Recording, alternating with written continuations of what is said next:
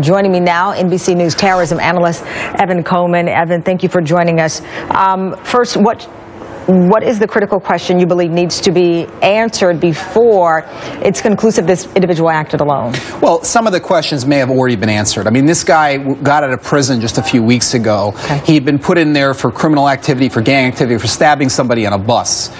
He hadn't been to Syria. He hadn't been to Iraq. In the 2 weeks he got out of prison, it's highly unlikely that he was in touch with some master scheme by ISIS to carry this out. Everything about this case, his age, his background, the lack of travel, the fact that he just got out of prison, suggests to us this was almost certainly a lone wolf. And back to his background, we've talked about these kinds of cases before. You know, a young man, perhaps impressionable, living in an urban environment and somehow gets drawn in, stops in jail at some point, and then we have this behavior. Yeah, look, I think there is this meme out there that all these guys are fundamentalists and that they have big beards and that they know a lot about the religion. This guy's an idiot. I mean, he didn't know anything. He didn't know anything about Islam. He didn't know anything about ISIS. He didn't know anything about Syria or Iraq. He was a moron. He was a low-level criminal who apparently got in his mind that he was going to up his ante. And the fact that he turned to politics in this fashion is very tragic.